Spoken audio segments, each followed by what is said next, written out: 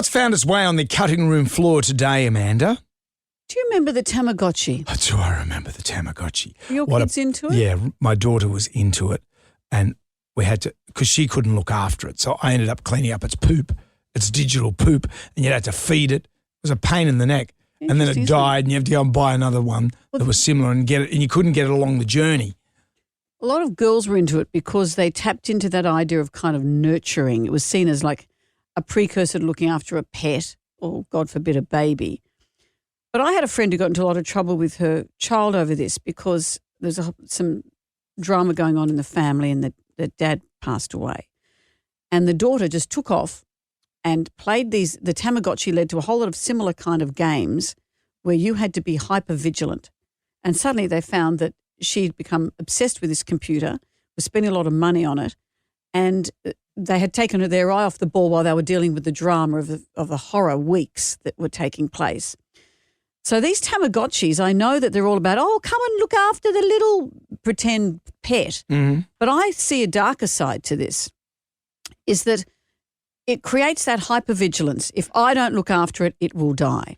And that leads to this leaning in of kids into computer games, into whatever, that need to have to see it, to be there to see it all every day.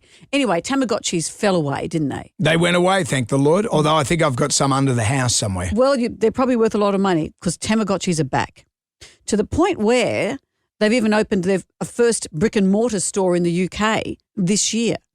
So you can buy Tamagotchis again. They've given them an upgrade. You can now connect with and play on Wi-Fi, download different items, spend money, spend money, spend money. So there you go. They've updated the Tamagotchi and the Tamagotchi is back. It's a new hot commodity. Oh, man, why can't they just have a goldfish or a plant? And that has a natural end. Yeah. As we know, the life cycle of a goldfish will teach your child life and death in the space of a few weeks. What about sea monkeys? Yeah, that's what we had to put up with. You look at those sea monkeys. Dad's job didn't last. He'd head off every day with his briefcase. He got the sack.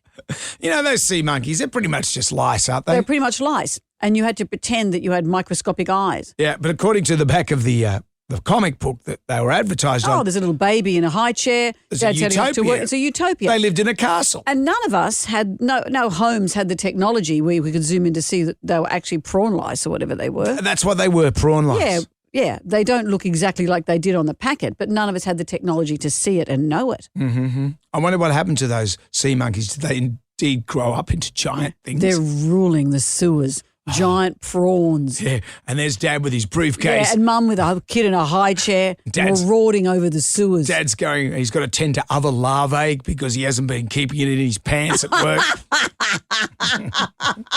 I'm not emptying your poo tube. Do it yourself. That's it for today. Come back tomorrow for more Jonesy and Amanda's Cutting Room.